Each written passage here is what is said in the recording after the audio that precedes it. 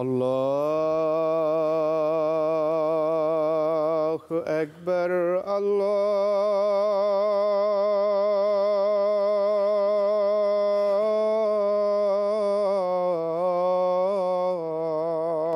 الله أكبر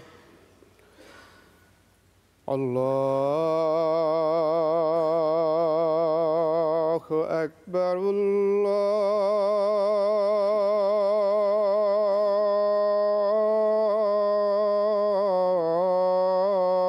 الله أكبر أشهد أن لا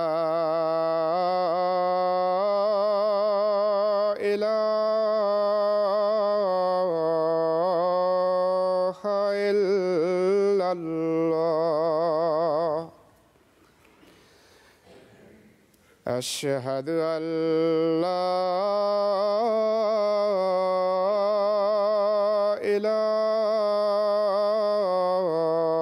إله إلا الله أشهد أن محمدًا رسول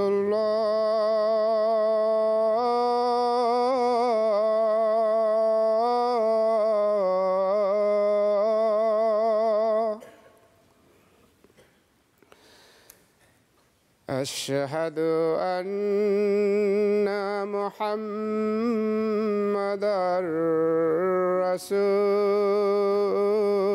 رسول الله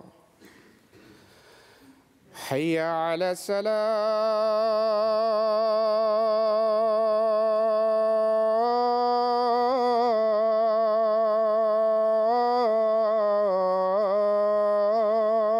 الصلاة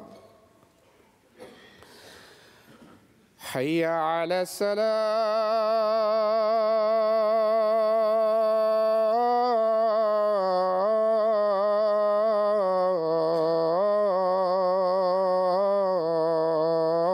الصلاة حي على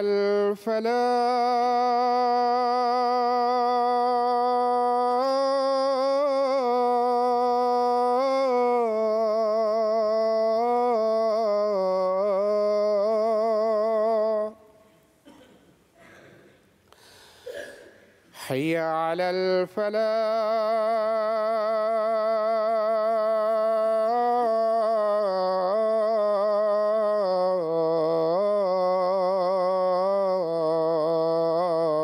الفلاح الله أكبر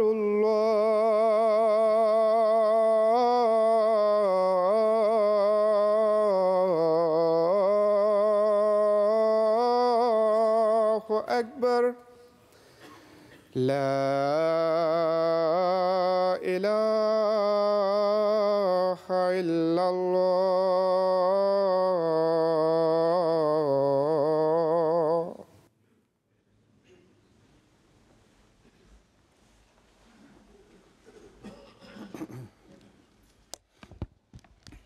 السلام عليكم ورحمة الله.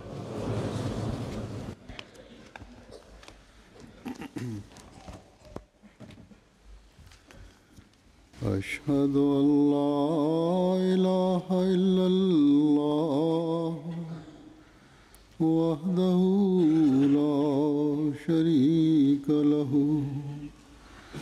وأشهد أن محمدًا عبده ورسوله أما بعد فأعوذ بالله من الشيطان الرجيم بسم الله الرحمن الرحيم الحمد لله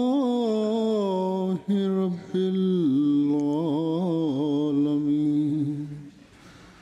الرحمن الرحيم مالك يوم الدين إياك نعبد وإياك نستعين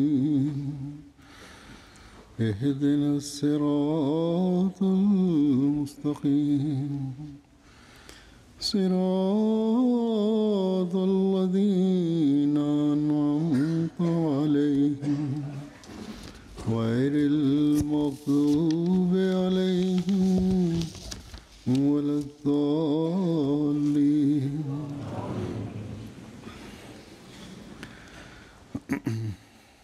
जो इंसान পৃথিবীতে যেই আসে তাকে একদিন বিদায় নিতে হয়। এটি প্রকৃতির নিয়ম, কেউ এটিকে এড়াতে পারবে না। এই নিয়মকে, নিয়তিকে কোরআনে বেশ কয়েক স্থানে কুল্লু নাফসিন যায়েকাতুল মাউত, অর্থাৎ প্রত্যেক প্রাণ মৃত্যুর স্বাদ গ্রহণ করবে, কথা বলে বিভিন্নভাবে এদিকে মনোযোগ আকর্ষণ করা হয়েছে যে মানুষকে মৃত্যুকে সামনে রাখা উচিত। কেননা এর ফলে আল্লাহ তালার প্রতি মানুষের মনোযোগ নিবদ্ধ থাকে। আল্লাহ তালা শুধু স্বীয় সত্তাই সম্পর্কে বলেছেন যে তা অবিনশ্বর, আর পৃথিবীতে বাকি যা কিছু আছে বা বিশ্ব ব্রহ্মাণ্ডে যা কিছু আছে সব কিছুই নশ্বর, সব কিছু লয় এবং ক্ষয়ের সম্মুখীন। আল্লাহ তালার সত্তাই চিরস্থায়ী। আল্লাহ তালা এই ইহজীবন থেকে বেশি পরজীবনের প্রতি মোমেনের মনোযোগ নিবদ্ধ রেখেছেন, রাখার নির্দেশ দিয়েছেন, যা প্রকৃত এবং যা সুদীর্ঘ জীবন, যে জীবনে মানুষ ইহজীবনে খোদার নির্দেশ মানার কারণে আল্লাহর পুরস্কার রাজের উত্তরাধিকারী হয়, আর অবাধ্যতার ফলশ্রুতিতে ইহজগতে পরজগতে সে শাস্তি পেতে পারে। অতএব সৌভাগ্যবান তারা আমাদের মাঝে যারা এই ইহজীবনকে পরজীবনের উপর প্রাধান্য দেয়, আল্লাহর সন্তুষ্টি অর্জনের চেষ্টা করে। সেই প্রকৃত বন্ধুকে সন্তুষ্ট করার জন্য নিজেদের জীবনের বেশিরভাগ তারা তার সন্তুষ্টির চেষ্টায় কাটিয়ে দেওয়া কাটানোর চেষ্টা করে, যার ফলে সেই প্রিয় বন্ধু সন্তুষ্ট হন। তারা ধর্মকে ইহজীবনের উপর প্রাধান্য দেন, আর এই উদ্দেশ্যে সকল ত্যাগ স্বীকারের জন্য তারা প্রস্তুত থাকেন। আর তারা কোরবানি এবং তারা এই ক্ষেত্রে এতটা উন্নতি করে যে ধর্মের সেবা ছাড়া, ধর্মের খেদমত ছাড়া অন্য কিছুতে তাদের কোনো আগ্রহ থাকে না। তারা অন্যের অধিকার প্রদান করে এই জন্য যে এটি খোদা তাআলার একটি নির্দেশ যে বান্দার অধিকার তোমরা প্রদান করো, অধিকার তাদেরকে দাও, আর এটিও ধর্ম। তারা নিজেদের অঙ্গীকার খোদার সন্তুষ্টি অর্জনের জন্য রক্ষা করে, আর সেই অঙ্গীকার রক্ষার জন্য পথের কোনো প্রতিবন্ধক তাকে তারা তোয়াক্কা করে না। সুখে হোক বা স্বাচ্ছন্দ্যে, সচ্ছলতা হোক বা অসচ্ছলতা, সুস্বাস্থ্যে হোক বা অসুস্থতার সময় তাদের উদ্দেশ্য একটিই থাকে, তা হলো আমি আমার খোদার সাথে যে অঙ্গীকার করেছি সেই অঙ্গীকার আমাকে রক্ষা করতে হবে। যে আমানত আমার উপর ন্যস্ত রয়েছে সেই আমানতের দায়িত্ব যেন সঠিকভাবে পালন করতে পারি। এমন মানুষ তাদের ভিতর গণ্য হন যাদের সম্পর্কে আল্লাহ তাআলা বলেন যে মিনান নাসে মাইয়াশরি নাফসাহু ইবতিগা মারদাতিল্লাহ। মানুষের মাঝে কত কেমনও আছে যারা নিজেদের প্রাণ খোদার সন্তুষ্টির জন্য নিজেদের প্রাণ, নিজেদের জীবনকে বিক্রি করে দেয় বা নিজেদেরকে বিকিয়ে দেন। তাদের চেহারায় সবসময় একটি প্রশান্তির ছাপ থাকে, অর্থাৎ তারা শান্তিপ্রাপ্ত আত্মা বা নফসে মুতমাইন্নার মূর্ত প্রতীক হয়ে থাকেন। কয়েকদিন পূর্বে এমন গুণাবলের অধিকারী আমাদের এক বুজুর্গ সম্মানিত ব্যক্তির ইন্তেকাল হয়েছে, যিনি নিঃসন্দেহে জামাতের এক মহান সম্পদ ছিলেন, যার নাম হলো জনাব সৈয়দ আব্দুল হাই শাহ সাহেব। ইন্না লিল্লাহি ওয়া ইন্না ইলাইহি রাজিউন। আল্লাহ তাআলা তাকে তার প্রিয়দের মাঝে স্থান দেন। এই জামাতি ক্ষতি, এই সমষ্টিগত ক্ষতি নিজ অনুগ্রহে তিনি আমাদের জন্য পূরণ করুন। তার মতো অগণিত মানুষ আল্লাহ তাআলা এই জামাতে সৃষ্টি করুন, যেন আহমদিয়তের এই কাফেলা সবসময় গন্তব্যের দিকে দ্রুত অগ্রগামী থাকে, অগ্রসর মান থাকে। এখন আমি সৈয়দ আব্দুল হাই শাহ সাহেবের স্মৃতিচারণ করব সংক্ষেপে। তিনি 12 জানুয়ারি 1932 সনে নান্তনাকের কুরাইলে কাশ্মীরে তার জন্ম হয়। কাশ্মীরের নান্তনাকের কুরাইলে তার জন্ম হয় 1932 সনে।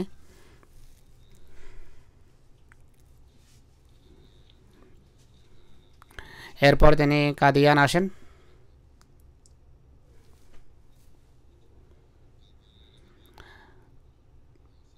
কাদিয়ান আসার পর দেশ বিভাগের পর তিনি পাকিস্তান স্থানান্তরিত হন। তার মাতা কাশ্মীরেই অবস্থান করেন, কাশ্মীরেই ছিলেন।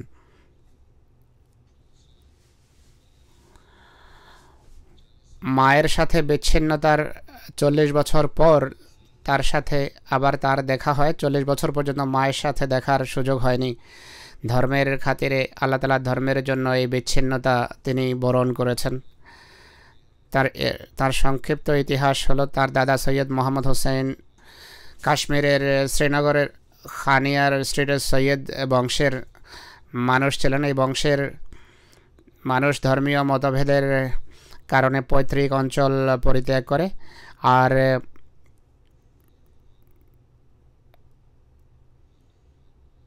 নাড়োবাদে বসতি স্থাপন করে।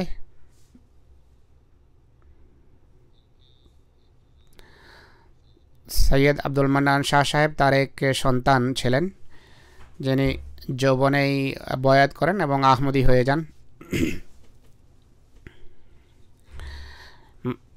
বরং বাল্যকালেই আহমদিয়ত গ্রহণ করেন আর পীর প্রথা বা পীরি মুরিদিকে আহমদিয়তের জন্য প্রত্যাখ্যান করেন। অত্যন্ত বিনয়ের সাথে জীবন অতিবাহিত করেছেন।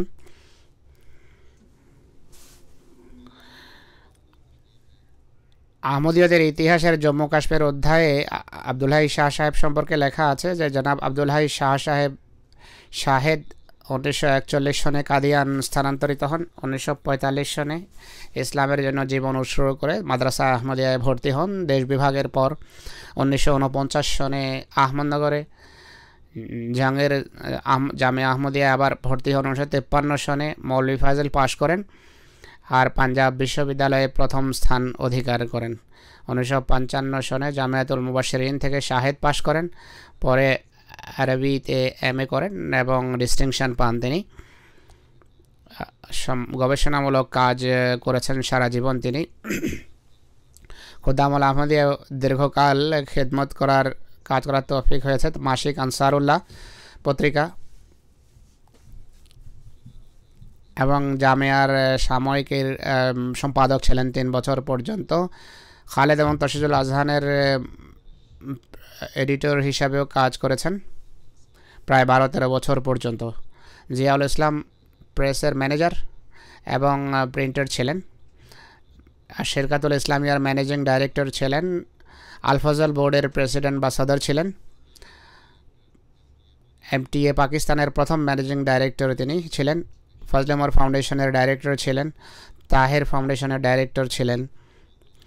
নাজের ইশাত ছিলেন। অনেক কমিটির তিনি সদস্য ছিলেন।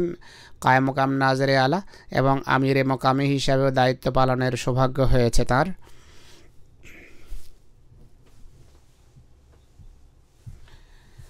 কাশ্মীরি ভাষায় কোরআন কারীমের অনুবাদের রিভিশনের সুযোগ হয়েছে। নাজের এরশাদ হিসাবে হযরত মসিহ মওদের বইয়ের রুহানি খাজানের অনুলিপি এবং কম্পিউটারাইজ এডিশনের নিগরানি বা তত্ত্বাবধান করেন। বিভিন্ন পুস্তকের সূচি প্রস্তুত করেন এবং মুখবন্ধ লেখেন। হযরত খলিফাতুল মসিহ রাবে রাহিমাহুল্লাহর কোরআনের অনুবাদের প্রেক্ষাপটে অসাধারণ সেবা করার সুযোগ হয়েছে। খলিফাতুল মসিহ রাবে রাহিমাহুল্লাহর বক্তৃতা ভিত্তিক হোমিওপ্যাথি বইয়ের প্রস্তুতির ক্ষেত্রে তার অবদান ছিল। সঠিক মতামত এবং দৃষ্টিভঙ্গির অধিকারী ছিলেন, সহজ সরল মানুষ ছিলেন, ভদ্র এবং চিন্তাবিদ আর স্বল্পভাষী ছিলেন। সবসময় সুনির্দিষ্টভাবে মেপে কথা বলতেন। গভীর জ্ঞানগত পটভূমির কারণে সব বিষয়ে গভীরভাবে গবেষণা করতেন এবং নিজের দৃঢ় মতামত ব্যক্ত করতেন। খলিফাদের পক্ষ থেকে প্রাপ্ত বিভিন্ন বিষয়ের গবেষণা, বিভিন্ন উদ্ধৃতি যথাসময়ে খুঁজে বের করার চেষ্টা করতেন। বিভিন্ন বই প্রস্তুত করা, ছাপা এবং প্রসার ও প্রচার স্তর পর্যন্ত দিক নির্দেশনা দিতেন এবং অত্যন্ত সুচিন্তিত পরামর্শ দিতেন। তা এই কয়েকটি গুরুত্বপূর্ণ কাজ ছিল যা আমি উল্লেখ করলাম। নাজের এরশাদের প্রিন্টিংয়ের অভিজ্ঞতাও থাকা চাই। তিনি আল ফজলের প্রিন্টার পাবলিশারও ছিলেন। ছাপার কাগজের মান যাচাইয়ের গভীর দক্ষতা ছিল। প্রেসের মেশিনের একটি জিনিস, তার ধরন, প্রযুক্তিগত জ্ঞান পুঙ্খানুপুঙ্খরূপে জানা থাকতো। পত্রিকা হোক বা বই ছাপার বিষয় হোক, সব বিষয়ে সুনির্দিষ্ট এবং বস্তুনিষ্ঠ দিক নির্দেশনা দিতেন।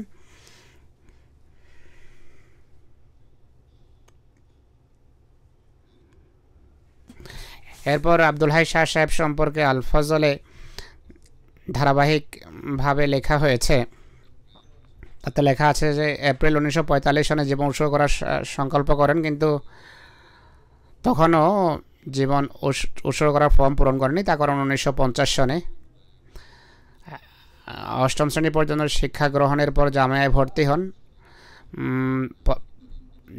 জামিয়ার পড়ালেখাকালেই ম্যাট্রিক পাশ করেন। বিশ্ববিদ্যালয়ে ষষ্ঠ স্থান অধিকার করেন। তিনি জামিয়ায় প্রত্যেক বছর প্রথম স্থান অধিকার করতেন। একইভাবে মৌলভী ফাজলের পরীক্ষায় পুরো প্রদেশে প্রথম স্থান অধিকার করেন।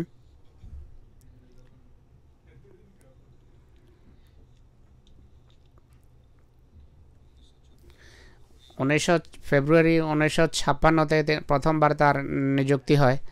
বিভিন্ন বিভাগে তিনি দায়িত্ব পালন করেছেন।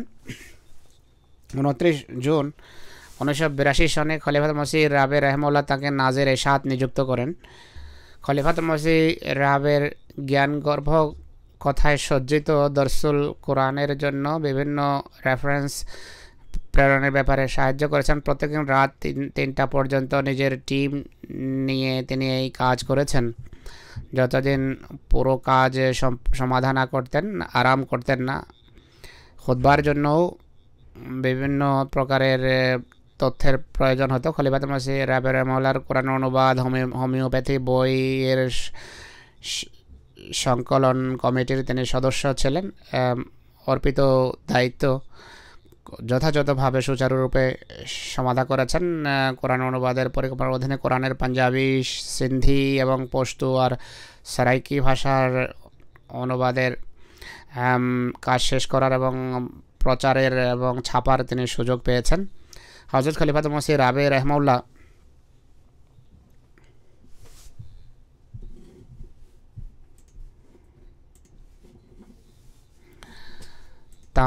তাকে সাধুবাদ জানাতে গিয়ে এক জায়গায় 26শে সেপ্টেম্বর 1997 খুতবা জুমায় বলেন যে সৈয়দ আব্দুল হাই শাহ সাহেবের ভিতর আমি এই বৈশিষ্ট্য দেখেছি, যখনই তাকে কোনো নির্দিষ্ট কথা বোঝানো হয়, ব্যক্তিগত জ্ঞান না থাকলেও ব্যক্তিগত জ্ঞান যাদের আছে তাদের সন্ধান করেন। কখনো এমন হয়নি যে তাকে কোনো বই সম্পর্কে কোনো দিক নির্দেশনা দিয়েছি আর তিনি অবিকল তা প্রস্তুত করেননি।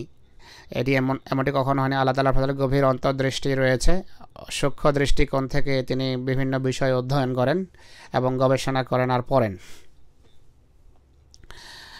2008 সনে আমি যখন তাকে বললাম যে রুহানি খাজাইনের পুনঃপ্রচার আবশ্যক, আরেকটা সংস্করণ ছাপা উচিত, তো অনেক পরিশ্রম করে দায়িত্ব তিনি পালন করেছেন। এই যে নতুন সেট ছেপেছে কম্পিউটারাইজড, এর অন্যান্য বৈশিষ্ট্যের পাশাপাশি আরেকটি বৈশিষ্ট্য হলো আব্দুল হাই শাহ সাহেব এটি নিশ্চিত করেছেন যে রুহানি খাজানের সাবেক এডিশনের সাথে যেন পৃষ্ঠার মিল থাকে, যেন গত 50 বছর ধরে যে সমস্ত উদ্ধৃতি চলে আসছে তার সন্ধান যেন সহজসাধ্য হয়। এছাড়া এই সেটে, রুহানি খাজানের এই সেটে মুসলিম ইসলামের বিভিন্ন প্রবন্ধ এবং বিষয়, আরবি নজম ইত্যাদি যা কোনো কারণে পূর্বে অন্তর্ভুক্ত করা হয়নি, এই সংস্করণে তা অন্তর্ভুক্ত করা হয়েছে।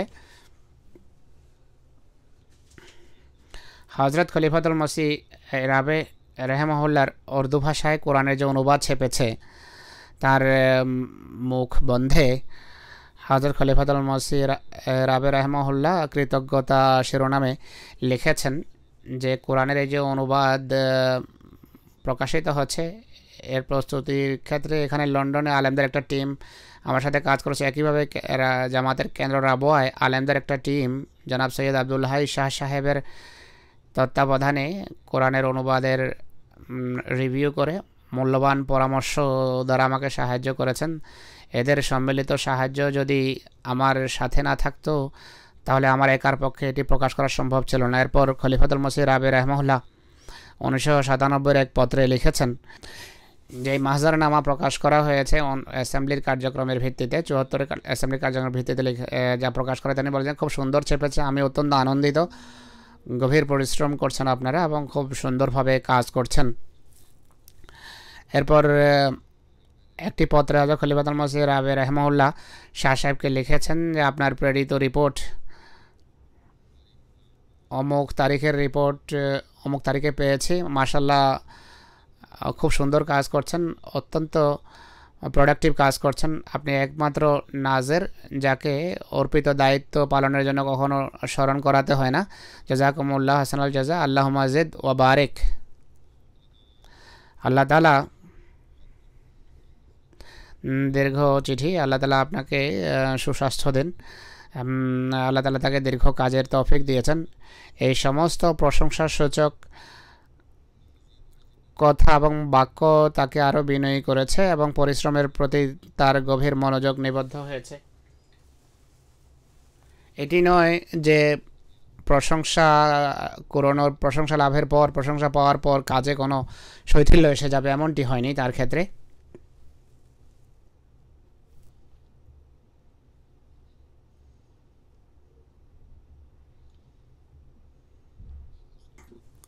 হযরত খলিফাতুল মসিহ রাবে রাহিমাহুল্লাহর যুগে পাকিস্তানে মসিহ মওদের মলফুজাত যা 10 খণ্ডে ছিল মূলত, সেগুলোকে 10 খণ্ডের পরিবর্তে 5 খণ্ডে ছাপা হয়েছে, অর্থাৎ এক খণ্ডে দু খণ্ড অন্তর্ভুক্ত করা হয়েছে।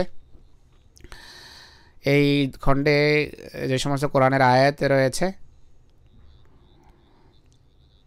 কোরআনের যে সমস্ত রেফারেন্স ছিল, প্রয়োজন অনুসারে নতুন বিভিন্ন শিরোনাম অন্তর্ভুক্ত করা আছে।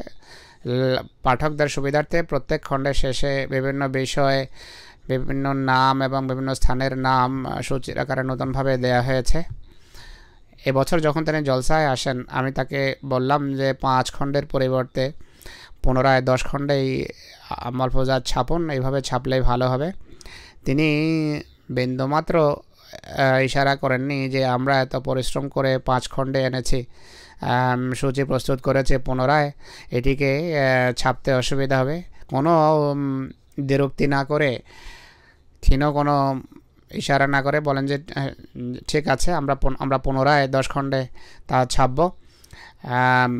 বই যখন ছোট হয়ে যায়, বহন করতে সুবিধা হয়, মুসলিমদের বই পুস্তক বা যে সমস্ত উক্তি, উদ্ধৃতি, বক্তৃতা রয়েছে, সফরে সাহিত্য অবস্থায় শোয়া, বিছানায় শুয়ে যদি বই ছোট হয় তার পড়তে সুবিধা হয় ভারী বইয়ের তুলনায়। যাই হোক, তিনি তাৎক্ষণিকভাবে কাজ আরম্ভ করেন। একইভাবে খলিফাতুল মসিহ সানি রাদিয়াল্লাহু আনহু তাফসিরে কবির জ্ঞানের এক দুষ্প্রাপ্য ভাণ্ডারের 10টি খণ্ড আছে।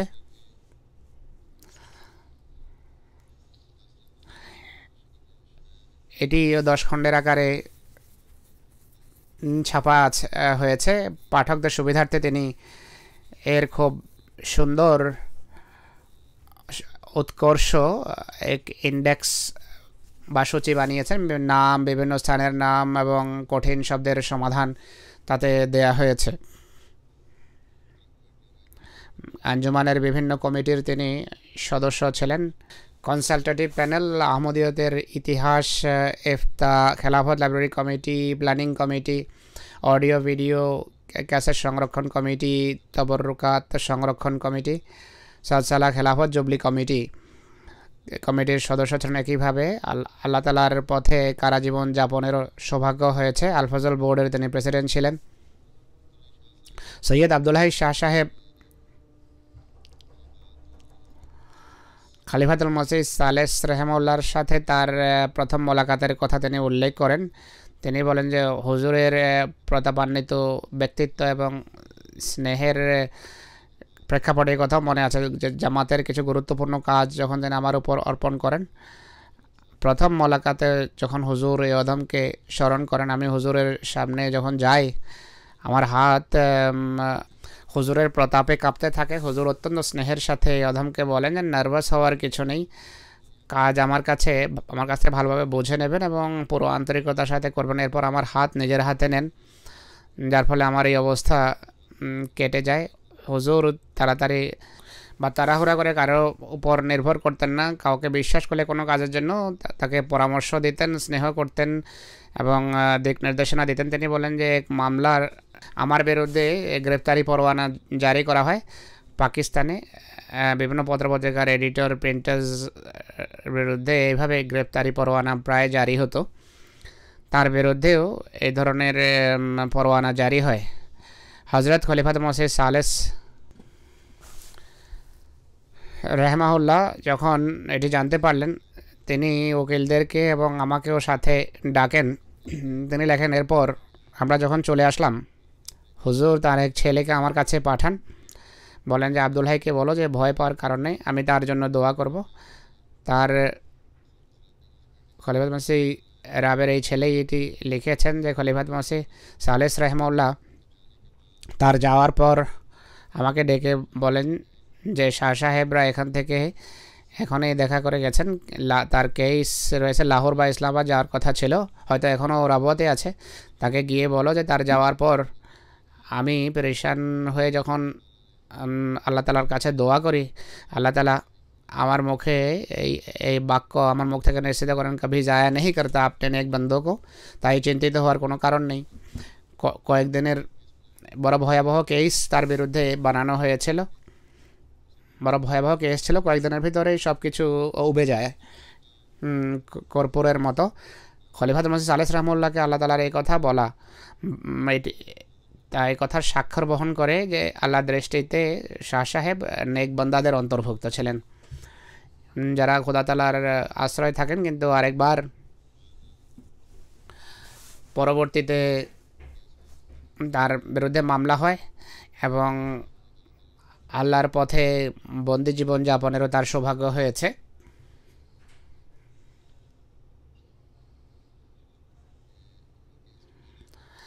এই কেস বা মামলা যা তার বিরুদ্ধে বানানো হয়েছে, করা হয়েছে, একটি প্যাম্পলেটে একটি হস্তবিলে মসিমদের পংক্তি ছিল, এই 5 জন জিন পর বেনা হয়, অর্থাৎ এই 5 জনের উপরে ভিত্তি।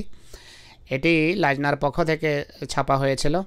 লিপিকার মোহাম্মদ আরশাদ সাহেব এবং সৈয়দ আব্দুল হাই শাহ সাহেবের বিরুদ্ধে মামলা করা হয়। আবদুল্লাহ শাহ সাহেব এবং মোহাম্মদ আরশাদ সাহেবকে বেশ কয়েকদিন হাজতে রাখা হয় আর এই মামলা বেশ কয়েক মাস চলতে থাকে। শাহ সাহেব লেখেন, এক মুরব্বী সাহেব লিখেছেন এটি, তিনি লেখেন বলতে প্রথম দিকে ওয়াকফে জিন্দেগির বেতন অতি সামান্য হতো, বড় কষ্টে জীবন চলতো, জীবন অতিবাহিত হতো। শাহ সাহেব বলেন যে একদিন আমার শ্বশুর আমাকে বলেন যে জাগতিক দৃষ্টিকোণ থেকে তোমার পড়ালেখা অনেক রয়েছে, তাই জাগতিক ব্যবসা বাণিজ্য শুরু করে দাও। আমি তাকে বললাম যে আমার দুটো চুক্তি আছে, দুটো অঙ্গীকার আছে। একটি অঙ্গীকার হলো আমার বিয়ের, যা আপনার মেয়ের সাথে, আর অন্য অঙ্গীকার আল্লাহ তাআলার সাথে ওয়াকফে জিন্দেগির অঙ্গীকার। আপনি বলুন যে কোন অঙ্গীকার আমি ভঙ্গ করব। ইনি বলেন যে কিছুক্ষণ পর আমি তাকে বললাম যে যদি প্রথম অঙ্গীকার প্রতিষ্ঠিত রেখে দ্বিতীয় অঙ্গীকার ভঙ্গ করি, এটি কেমন দেখায়। এই কথা শুনে তার শ্বশুরের মুখ বন্ধ হয়ে যায়, আর পরে কখনো আর এই বিষয়ে কথা বলেননি। শাহ সাহেব বলেন যে আল্লাহ তাআলার বিশেষ অনুগ্রহে এরপর সারা জীবন আল্লাহ তাআলা আমাকে বেহিসাব অশেষ অঢেল দান করেছেন। তো পুরনো বুজুর্গদের এটিও একটি পূর্ণ ছিল। তার শ্বশুর সাময়িকভাবে তার অবস্থা দেখে এটি একটি মানবিক একটি দাবিও, তার শ্বশুর এই কথা ভাবলেন, কিন্তু তার উত্তর শুনে তার কথা বন্ধ হয়ে যায়, মুখ বন্ধ হয়ে যায়। আল্লাহর সাথে কৃত অঙ্গীকারকে ভঙ্গ করার কথা এক আহমদি ভাবতেও পারে না। আর শাহ সাহেব আল্লাহ তাআলার উপর যে কতটা নির্ভর করতেন তাও বোঝা যায়। তখন তাওয়াক্কুল এবং অঙ্গীকার রক্ষার যেই আন্তরিকতা, এটিকে আল্লাহ তাআলা এত মূল্যায়ন করেছেন যে সারা জীবন তিনি বলেন যে কখনো আমার অসচ্ছলতার আর মুখোমুখি হতে হয়নি। অধীনস্থদের সাথে সদ্ব্যবহার এবং তাদের আবেগ অনুভূতিকে শ্রদ্ধা করার ব্যাপারে খুব যত্নবান ছিলেন। তার এক হিসাব রক্ষক বা অ্যাকাউন্টেন্ট বলেন যে শাহ সাহেবের সাথে 15 বছর কাজ করেছি, একটি ঘটনা ছাড়া অন্য কোনো সময় তিনি রাগ করেছেন বলে আমার মনে নেই। একবার যা ঘটেছে তা হলো কোনো ভুল বোঝাবুঝির ফলশ্রুতিতে আমরা কোনো ডিপার্টমেন্টকে কিছু বই দিয়ে দিই শাহ সাহেবকে না জানিয়ে। কোনো বন্ধু এই বিষয়ে শাহ সাহেবকে অবহিত করেন। শাহ সাহেব অত্যন্ত রাগান্বিত হন। শাহ সাহেবের অসন্তুষ্টির কারণে 2 দিন পর্যন্ত আমি তার কক্ষে যাইনি। 2 দিন পর তিনি আমাকে তার কক্ষে ডাকেন এবং মুচকি হাসেন, আর তার সামনে বিস্কিট ইত্যাদি পড়েছিল, তিনি আমাকে খেতে দেন। আরেকজন সহকর্মী বা সাহায্যকারী কর্মী লেখেন, মোহাম্মদ ইকবাল সাহেব, যে 20 বছর ধরে আমাদের সাথে ছেলের মতো আচরণ করেছেন। কর্মীদের সাথে বড় ভালোবাসা বা স্নেহের সম্পর্ক ছিল তার। তিনি দরবেশের মতো জীবনযাপন করতেন। কোনো কর্মীকে সাহায্য করলে দ্বিতীয়জন তা জানতেও পারত না। একইভাবে ব্যক্তিগত কাজ করালে রীতিমতো তার যাকে দিয়ে করাতেন তার প্রাপ্য দিতেন। একইভাবে কোনো কর্মীর ছেলেমেয়ের বিয়ে হলে যতটা সম্ভব তিনি সাহায্য করতেন। আরও অনেক মানুষের তিনি সাহায্য করেছেন। তার জ্ঞানের ব্যাপকতা সম্পর্কে আব্দুল মজিদ আহমেদ সাহেব, যিনি আরবি ডেস্কে কাজ করেন এখানে, তিনি লেখেন যে এ অধম যখন থেকে রুহানি খাজানার অনুবাদ আরম্ভ করেছে তার সাথে যোগাযোগ হয়। এই অধম অনেক কোনো কঠিন বাক্যের সমাধানের ক্ষেত্রে তার দিক নির্দেশনা এবং সাহায্যের প্রয়োজন হতো। শাহ সাহেব সবসময় সানন্দে অত্যন্ত গবেষক সুলভ এবং জ্ঞানগর্ভ উত্তর দিতেন।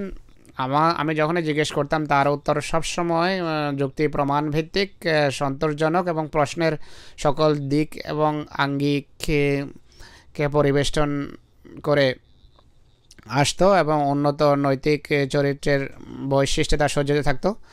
এই অধম কোনো পরামর্শ দিলে সানন্দে তা গ্রহণ করতেন। তার স্নেহের এই ধারা শেষ নিঃশ্বাস পর্যন্ত অব্যাহত ছিল।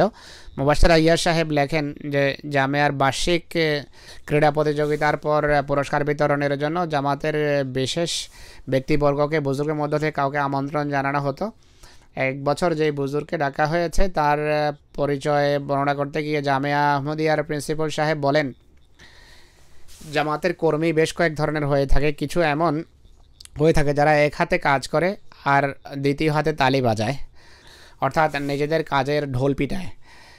কাজের কথা বলে বেড়ায় যে আমরা অমুক কাজ করেছি অমুক কাজ করেছি। কিছু কর্মী এমন হয়ে থাকে যারা উভয় হাতে তালি বাজায়, কাজ কিছুই করে না, হইচই বেশি করে, অপপ্রচার বা প্রপাগান্ডাই করে। আর কিছু মানুষ এমন হয়ে থাকে যারা উভয় হাতে কাজ করে আর তাদের পরোয়াই নেই যে কেউ তাদের কাজ দেখলো বা তাদের প্রশংসা করলো কি করলো না। আজ এমনই যে আমাদের একজন খাদেম, আমাদের মেহমান অর্থাৎ সৈয়দ আব্দুল হাই শাহ সাহেব, তো এটি 100% সত্য কথা। আমি সবসময় এটি দেখেছি, অত্যন্ত নীরবে কাজ করতেন, অসুস্থ ছিলেন, পা ফুলে থাকতো। আমি একদিন জিজ্ঞেস করেছি আপনার পা ফুলে আছে, কষ্ট হয় না? তিনি বলেন যে আমি কখনো কাজের সময় বুঝিই না, কাজে এতটা ডুবে যাই যে বোঝাই যায় না যে কী হচ্ছে।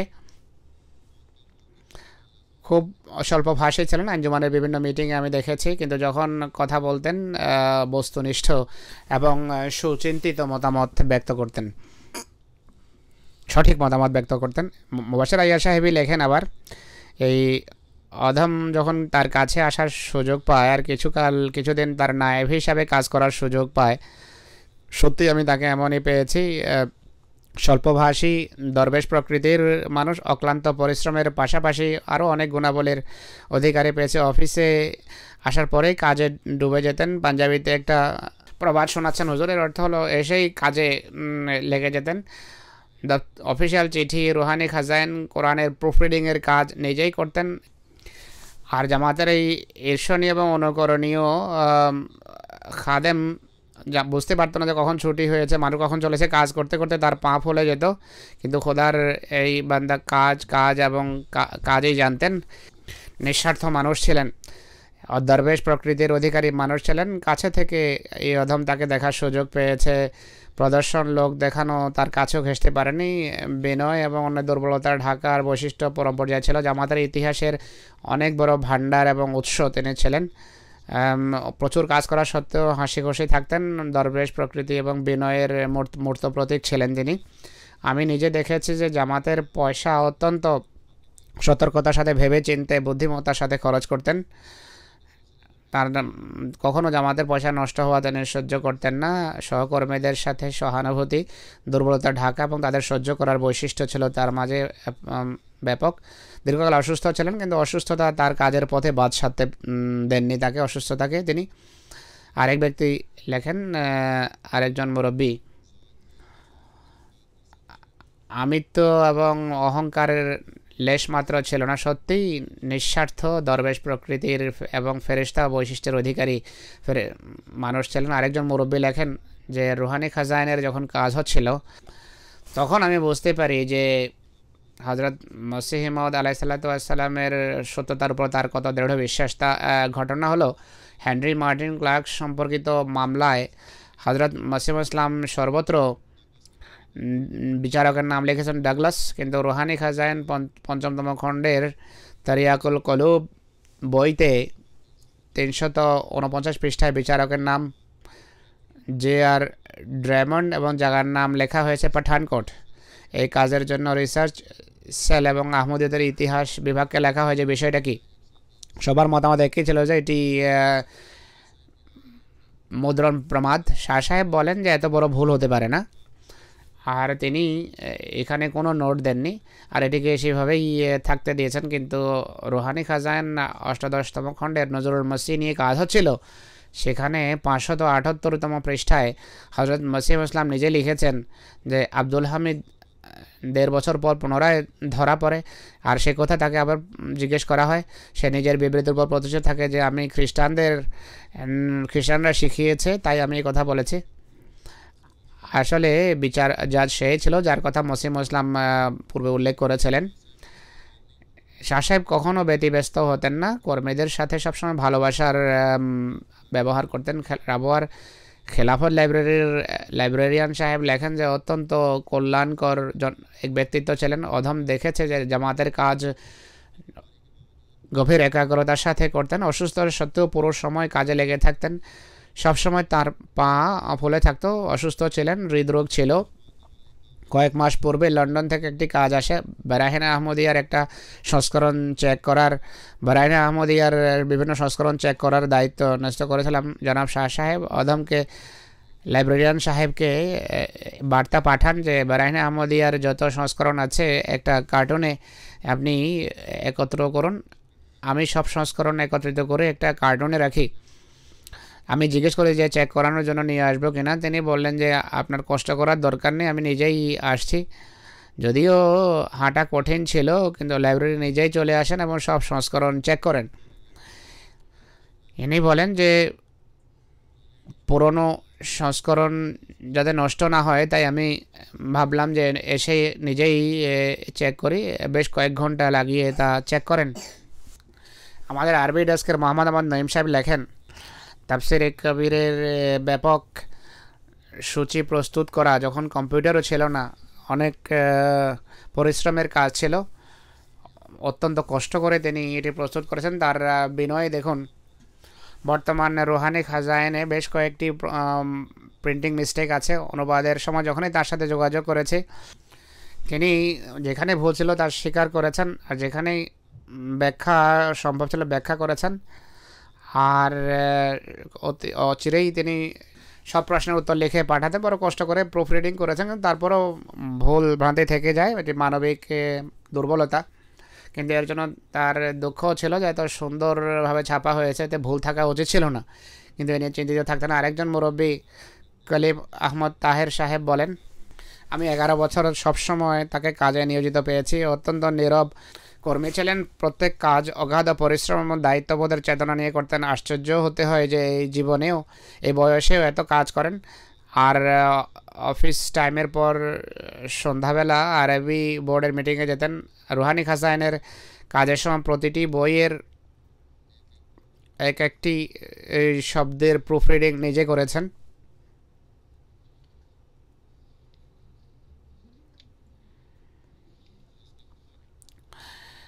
এক কথায় অত্যন্ত জ্ঞানী এবং পরিশ্রমী ওয়াকফে জিন্দেগি ছিলেন। পুরনো মোবাল্লেগদেরকে বলতেন যে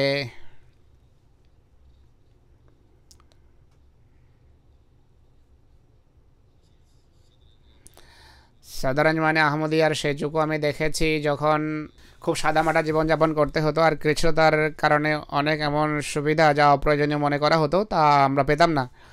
পুরনো অফিসের ছাদের দিকে ইশারা করে বলতেন যে এখন সব জায়গায় বৈদ্যুতিক পাখা রয়েছে, এখানে একটি পাইপ লাগা আছে। এই এই পাইপে একটা পাখা ছিল, একটা রশিও ছিল। যখনই প্রয়োজন হতো রশি টেনে তা পাখা করা হতো, কোনো বিদ্যুৎ ছিল না। তিনি বলেন যে হযরত খলিফাতুল মসিহ সানি রাদিয়াল্লাহু আনহু অধিকৃত কাশ্মীরের কোনো অঞ্চলে তাকে কোনো বাণী প্রেরণের জন্য প্রেরণ করা হয়। সেখানে গিয়ে দেখেন যে কোনো যান নেই, কোনো বাহন নেই। কোনো যান বা বাহনের অপেক্ষা করলে দেরি হয়ে যেত। খলিফাতুল মসিহর নির্দেশ যত দ্রুত সম্ভব পালনের জন্য পিন্ডি থেকে পদব্রজে তিনি যাত্রা করেন আর ফিরেও আসেন একইভাবে। এক মেয়ে পেলেছেন তিনি, তাকে বিয়ে দিয়েছেন এক মুরব্বীর সাথে এবং নিজের সন্তানের মতো তাকে লালন পালন করেছেন। পরেও সবসময় তার দেখাশোনা করেছেন। তোহফা বা উপহার উপঢৌকন পাঠাতেন ঘরে। স্ত্রী বাচ্চার সাথে তার ব্যবহার ছিল অনুকরণীয়। চার ছেলেরা বলেন যে কখনও উচ্চস্বরে আমাদের বকাঝকা করেননি। বাচ্চাদের আত্মসম্মান বোধের প্রতি যত্নবান ছিলেন। খুব উন্নত তরবিয়ত করেছেন তিনি। জীবনের প্রতিটি ক্ষেত্রে সরলতা ছিল অত্যন্ত স্পষ্ট। অহংকার আত্মশ্লাঘাকে ঘৃণা করতেন। ধৈর্যের উন্নত দৃষ্টান্ত ছিলেন। কখনো নিজের কষ্ট প্রকাশ করেননি। অসুস্থ হন বা অন্য যদি কোনো দুশ্চিন্তা হোক, ধৈর্য এত গভীর ছিল যে তার মা যখন অধিকৃত কাশ্মীরে ছিলেন, মায়ের ইন্তেকালের সংবাদপত্র মারফত জানতে পারেন, বড় ধৈর্যের সাথে এটি সহ্য করেন। বেশ কয়েকদিন কারোর সামনে এটি উল্লেখই করেননি। আতিথেয়তার বৈশিষ্ট্য ছিল প্রবল। কাশ্মীর থেকে জলসায় অতিথি আসলে পুরো ঘর তাদেরকে দিয়ে দিতেন। স্ত্রী বাচ্চাদেরকে নিয়ে একটা স্টোরে তিনি অবস্থান করতেন। ওয়াকফ হিসাবে যে অঙ্গীকার আছে তা পালনের ব্যাপারে সবসময় যত্নবান থাকতেন। শেষ নিঃশ্বাস পর্যন্ত এই চিন্তায় ছিল। জীবনের শেষ কয়েক বছরে বেশ কয়েকবার বাচ্চাদের কাছে আসেন বহির্বিশ্বে। তার সব ছেলে পাকিস্তানের বাইরে আছে। তার বড় ছেলে আহমদ ইয়াহিয়া, যিনি হিউম্যানিটি ফার্স্টের চেয়ারম্যান, ছেলেদের কাছে যখন আসতেন আত্মীয় স্বজন ছেলেরা বলতো যে এখানেই থাকুন। তিনি বলেন যে আমি জীবন উৎসর্গ করেছি, আমি জীবনের একটা অংশ উৎসর্গ করিনি। পায়ে অনেক কষ্ট ছিল, ফুলে থাকতো সব সময়। তা সত্ত্বেও রীতিমতো অফিসে যেতেন, কাজ প্রভাবিত হতে দিতেন না। শেষ রোগে 5বার হাসপাতাল যান, প্রত্যেকবার ডাক্তারকে জিজ্ঞেস করতেন যে আমি অফিসে কখন ফিরে যেতে পারবো। মৃত্যুর 2-3 দিন পূর্বে অফিসে যান, বসে কাজ করছিলেন, তখনই তার স্বাস্থ্যের অবনতি হয়। সোজা হাসপাতালে যান চেক আপের জন্য। ডাক্তাররা হাসপাতালে ভর্তি করে, সেখানেও অফিসে তিনি অফিসের কাজ শেষ করতেন। কর্মীরা কাগজ নিয়ে আসতো, কাগজ চেক করতেন, প্রুফ রিডিং করতেন। শেষের দিন বলেন যে দোয়া করুন আল্লাহ হাফেজ এবং নাসের যেন হন। তিনি বুঝতে পেরেছিলেন যে মৃত্যুর সময় সন্নিকটে। তিনি বলেন আমার ফ্লাইটের সময় এসে গেছে, অর্থাৎ যাওয়ার সময় এসে গেছে। এখান থেকে যখনই কোনো ফ্যাক্স যেত নিজ হাতে ফ্যাক্সের উত্তর দিতেন। শেষ যে পত্র আমি তার পেয়েছি তাও নিজ হাতে লিখেছেন, কোনো কেরানিকে দিয়ে লেখেননি, আর টাইপও করাতেন না। খুব সুন্দর হাতের লেখা ছিল, ধীরে ধীরে লিখতেন। অথচ দুর্বলতার কারণে তার হাতও কাঁপত, কিন্তু তা সত্ত্বেও সময় লাগিয়ে আমাকে পত্র লিখতেন।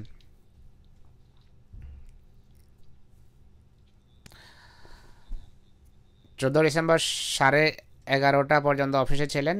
তার ইচ্ছা ছিল যে অফিসেই তার ইন্তেকাল হোক। হাসপাতালে বলেন যে আমার বাসনা হলো রুহানি খাজানের সমস্ত ভুলভ্রান্তি শুদ্ধ করে এই কাজ থেকে মুক্ত হব, কিন্তু এই সুযোগ তুমি পাননি। নেজারত শাহতে এক মুরব্বী লেখেন যে আবদুল্লাহ শাহ সাহেবের ভাইরা আমাদেরকে বলেছেন যে 17 ডিসেম্বর শাহ সাহেব স্বপ্ন দেখেন যে তার স্ত্রী এসেছেন এবং জিজ্ঞেস করেন যে আপনি কি এখনও টিকিট নেননি? শাহ সাহেব বলেন যে না, এখনও নেইনি। কিছুক্ষণ পর শাহ সাহেব স্ত্রীকে আবার বলেন যে হ্যাঁ আমি টিকিট নিয়ে নিয়েছি, এখন বোর্ডিংও হয়ে গেছে। যেদিন শাহ সাহেবের ইন্তেকাল হয় সেদিন সকাল 10টার দিকে তার বন্ধু শাহ সাহেবকে দেখতে যান হাসপাতালে। জানা গেছে যে ডাক্তাররা বলে যে যা করার ছিল আমরা করেছি। এরপর ছেলে ইমরানকে ডাকেন শাহ সাহেব, মৃদুস্বরে বলেন যে ফ্লাইট এসে গেছে।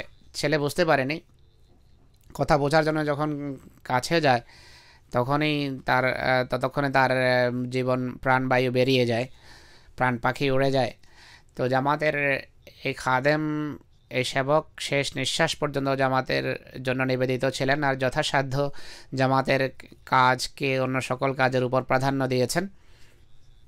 শাহ সাহেব ধর্মীয় জ্ঞান অর্জন করেছেন, হযরত মসিহ মউদের বই পড়েছেন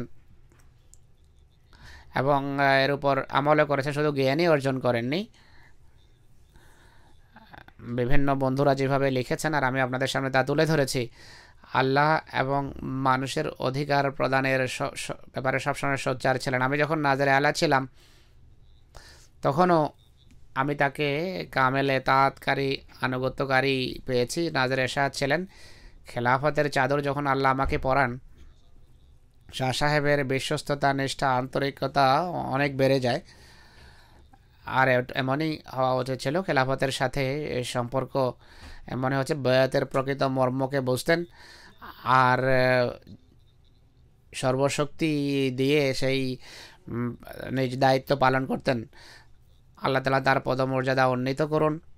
খেলাফতে আহমদিয়াকে বা খলিফাবাদকে আল্লাহ তালা অগণিত এমন নিবেদিত প্রাণ সেবক এবং সুলতান নসির দান করুন। জুমার নামাজের পর কয়েকটি গায়েবানা জানাজা আমি পড়াবো, আরও কয়েকটি গায়েবানা জানাজা রয়েছে। প্রথমটি হলো ইমতিয়াজ বেগম সাহেবার, মৌলানা মুনাওয়ার আহমদ মুনাওয়ার সাহেবের তিনি স্ত্রী, যিনি ইস্ট আফ্রিকায় মুরব্বী ছিলেন। 15 ডিসেম্বর তার ইন্তেকাল হয়। ইন্না লিল্লাহি ওয়া ইন্না ইলাইহি রাজিউন। 1936 সনে তার জন্ম হয়। 1952 সনে 24শে নভেম্বর তার বিয়ে হয় মৌলানা মোনাওয়ার সাহেবের সাথে। তিনি মৌলভী সাহেবের দ্বিতীয় স্ত্রী ছিলেন। বিয়ের সময় থেকে আরম্ভ করে মৌলভী মোনাওয়ার সাহেবের অবসর গ্রহণ পর্যন্ত 3-4 বছর ছাড়া পুরো সময়ে মরহুমা তার বুজুর্গ ওয়াকফ জিন্দেগি স্বামীর সাথে কেনিয়া, তানজানিয়া, ফিলিস্তিন এবং নাইজেরিয়ায় খিদমতের সুযোগ হয়েছে। মৌলভী মোহাম্মদ মুনাওয়ার সাহেব এক নেক বিবি কি ইয়াদ মে একটা বই লিখেছেন। এই বইতে উভয় স্ত্রীর পারস্পরিক ব্যবহারের ভূয়সী প্রশংসা করেন। আর এই বই খলিফাতুল মসিহ রাবের অনেক পছন্দ ছিল। তিনি বলেন যে এইভাবেই থাকা উচিত। মৌলানা মোহাম্মদ মুনাওয়ার সাহেবের প্রথম স্ত্রীকে এই দ্বিতীয় স্ত্রী, যার এখন ইন্তেকাল হয়েছে, তিনি সবসময় আপা হিসাবে ডাকতেন। কখনও তার জন্য সতীন শব্দ ব্যবহার করেননি। আর কখনো নেতিবাচক মনোভাব তার দেখা যায়নি। উভয় স্ত্রীর পারস্পরিক ব্যবহার ছিল অত্যন্ত উন্নত মানের। পরস্পরের সন্তান সন্ততির এত যত্ন নিতেন যে মানুষ যে বাচ্চাদেরকে জিজ্ঞেস করতো যে এই দুইজনের ভিতরে আপনার আপন মাকে। অন্যদের আর্থিক চাহিদা পূরণের জন্য বেশ কয়েকবার পেনশনের টাকা বের করে অনেক সময় ঋণ নিয়ে অন্যদের সাহায্য করতেন। তার ছেলে মোবারক আহমদ তাহের সাহেব, যিনি রাবোয়ার নুসরতজাহানের সেক্রেটারি, তিনি ধর্মের সেবার প্রেরণায় সমৃদ্ধ এক নারী, সাহসী, বড় বীর নারী ছিলেন। আহমদী সবার সমানভাবে সাহায্য করতেন।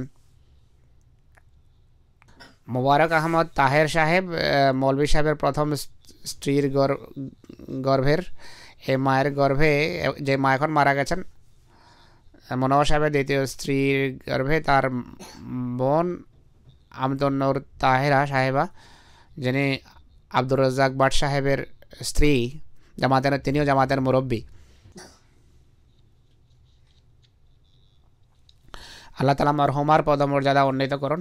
তার নেকি এবং পুণ্য যেন সন্তান সন্ততির মাঝেও বংশ পরম্পরায় সঞ্চালিত হয়।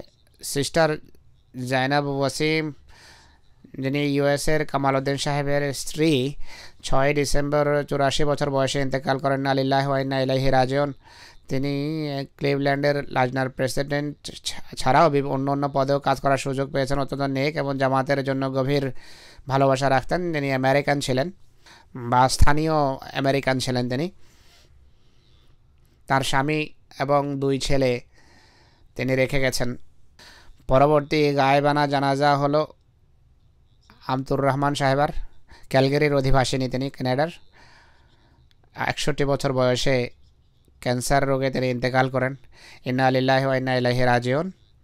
অত্যন্ত নেক, নামাজ গুজার, তাহাজ্জুদ গুজার এবং মুত্তাকি নারী ছিলেন। উমরাও করেছেন। কোরআন এবং হযরত মসিহ মউদের বইয়ের প্রতি গভীর ভালোবাসা ছিল তার। তিনি মুসিয়া ছিলেন। পরবর্তী গায়েবানা জানাজা পড়াবো সৈয়দা ওয়াসিমা বেগম সাহেবার, হযরত সৈয়দ অলিউল্লাহ শাহ সাহেবের কন্যা, আমেরিকার অধিবাসিনী। হযরত অলিউল্লাহ শাহ সাহেব হযরত খলিফাতুল মসিহ রাবে রাহিমাহুল্লাহর সবচেয়ে বড় মামু ছিলেন। ইনি তার বড় কন্যা। 84 বছর বয়সে ইন্তেকাল হয়েছে। অনেক গুণাবলীর অধিকারিণী ছিলেন তিনি। প্রত্যেক খুতবার পর তার ফোনও আসতো। আমাকে বেশিরভাগ দোয়ার অনুরোধ করতেন, বাচ্চাদের জন্য দোয়ার অনুরোধ করতেন যেন তারা সৎ পথে থাকে। নদীম ফয়েজি সাহেব, তার ছেলে, আমেরিকার এক জামাতের প্রেসিডেন্ট। আল্লাহ তাআলা তার পদমর্যাদা উন্নীত করুন, বাচ্চাদেরকে পুণ্যের উপর প্রতিষ্ঠিত রাখুন। পরবর্তী গায়েবানা জানাজা হবে মিয়া আব্দুল কাইম সাহেবের। তিনি কোয়েটার মিয়া আজিম মোহাম্মদ সাহেবের ছেলে।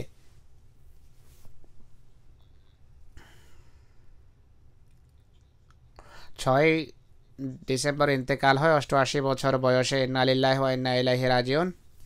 হযরত মসিহ মউদ আলাইহিস সালাতু ওয়াস সালামের সাথে গভীর ভালোবাসা ছিল, খেলাফতের সাথে সুগভীর সম্পর্ক ছিল। তার বিয়ে পড়িয়েছেন হযরত মুসলিহ মউদ রাদিয়াল্লাহু আনহু আর ওকিলও ছিলেন হযরত মুসলিম মাউদ রাদিয়াল্লাহু আনহু স্বয়ং। মোহাম্মদ মোস্তফা সাহেব করাচির ওরঙ্গি টাউনের অধিবাসী। 27শে সেপ্টেম্বরে তার ইন্তেকাল হয়। ইন্না লিল্লাহি ওয়া ইন্না ইলাইহি রাজিউন। 1971 সনে তিনি আহমদিয়ত গ্রহণ করেন। বংশে একমাত্র আহমদি ছিলেন। আহমদি হওয়ার পর অনেক সমস্যার সম্মুখীন হতে হয়। তার ভাইয়েরা গ্রামবাসীদের সামনে তার হাত পা বেঁধে তার উপর নির্যাতন করে। আহমদিয়ত গ্রহণের পূর্বে আহমদিয়তের ভয়াবহ শত্রুতা করতেন, কিন্তু আহমদিয়ত গ্রহণের পর তার অবস্থাই পাল্টে যায়। জামাতের সাথে সবসময় নিষ্ঠা এবং আন্তরিকতার বিশ্বস্ততার সম্পর্ক রক্ষা করেছেন। নিজ হালকায় সেক্রেটারি তালিমুল কোরআন, আতফালদের মুরব্বী, সেক্রেটারি তাবলীগ এবং স্থানীয় মুআল্লিম হিসাবে কাজ করার সৌভাগ্য হয়েছে। অনেক আতফাল, আনসার, নাসেরাত এবং লাজনাকে কোরআনে কারীম নাজের এবং তর্জমা পড়েছেন। কোরআনের বেশিরভাগ তার মুখস্থ ছিল। স্ত্রী ছাড়া তিনি এক ছেলে মুরিদ মোস্তফা মুরব্বী সিলসিলা রেখে গেছেন। তিনি চকওয়াল নিবাসী নজির আহমদ সাহেব 21শে জুলাইতে ইন্তেকাল করেন। তিনি গায়বানা জানাজা পড়ানোর অনুরোধ করেছেন।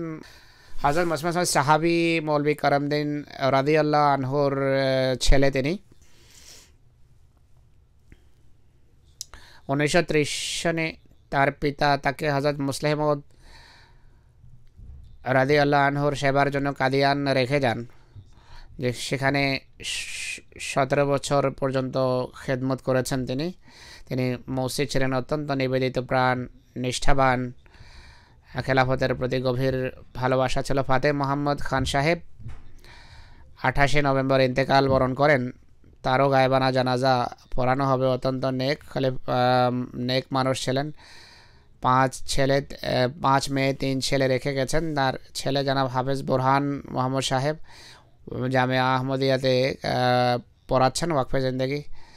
মীর আব্দুর রশিদ তাবাসসুম সাহেব মরহুম, তার জামাতা মুরব্বী ছিলেন। আল্লাহ তাআলা মরহুমদের পদমর্যাদা উন্নীত করুন। তাদের শোক সন্তপ্ত পরিবারকে আল্লাহ তাআলা ধৈর্য দেন, পুণ্যের উপর প্রতিষ্ঠিত রাখুন এবং নিষ্ঠা আন্তরিকতার সাথে জামাতের খেদমত এবং সেবা করার তৌফিক দিন।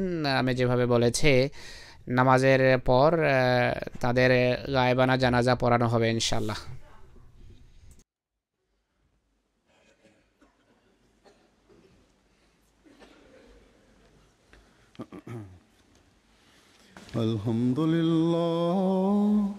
আলহামদুলিল্লাহ নাহমাদুহু ওয়া নাস্তাঈনুহু ওয়া নাস্তাগফিরুহু ওয়া নু'মিনু বিহি ওয়া নাতাওয়াক্কালু আলাইহি ওয়া নাউযু বিল্লাহি মিন শুরুরি আনফুসিনা ওয়া মিন সাইয়্যাতি আ'মালিনা। من يهده الله فلا مضل له ومن يضلله فلا هادي له ونشهد أن لا إله إلا الله ونشهد أن محمدا عبده ورسوله. عباد الله رحمكم الله إن الله يأمر بالعدل والإحسان وإيتاء ذي القربى وينهى عن الفحشاء والمنكر والبغي يعظكم لعلكم تذكرون. اذكروا الله يذكركم وادعوه يستجب لكم ولذكر الله أكبر.